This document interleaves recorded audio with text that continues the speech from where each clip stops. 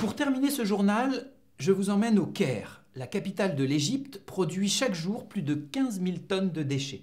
Ces ordures, que la dictature de Moubarak se refusait à prendre en charge, les chiffonniers du Caire, les abalines, en ont fait leur seule richesse et le moyen de survivre à leur relégation. On l'appelle la cité des ordures. Sur la colline du Mokattam, 50 000 personnes, principalement des chrétiens coptes, vivent du ramassage et du tri des déchets. On les appelle les abalines, les chiffonniers. Dans les années 70, ce quartier était un bidonville quand une certaine Sœur Emmanuelle, la médiatique religieuse française, décide de s'y installer. Effrayée par les conditions de vie des habitants, elle crée en 1986 l'association APE, Association pour la protection de l'environnement.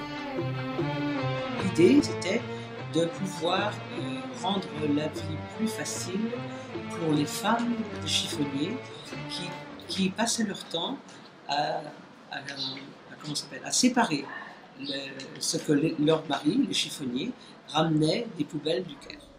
Les femmes qui étaient déjà impliquées dans la communauté des Égyptiennes, femmes d'un certain âge d'ailleurs, se sont dit mais pourquoi n'apprenons-nous pas aux femmes à lire, à écrire, et pourquoi ne les ferions-nous pas travailler pour qu'elles puissent avoir une chance de sortir de leur maison, sortir de leur communauté. Elles ne connaissaient rien du Caire. Elles vivaient au Caire sans jamais avoir vu le Caire. 250 femmes sont aujourd'hui employées par l'association pour créer des objets à partir de déchets. L'association n'a jamais reçu d'aide financière de l'État égyptien. Le quartier lui-même est délaissé des politiques publiques. Pourtant, certains habitants ont su se sortir de la misère en créant des micro-entreprises de recyclage.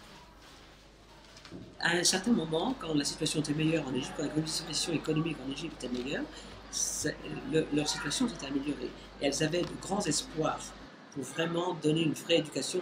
Et beaucoup de femmes rêvent d'envoyer leurs enfants à l'université éventuellement.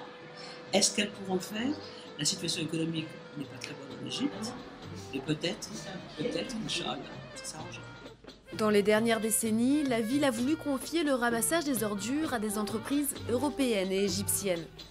Les abalines ont depuis interdiction de collecter les déchets dans certains quartiers, mais ils résistent grâce à leur expertise dans le domaine du tri sélectif.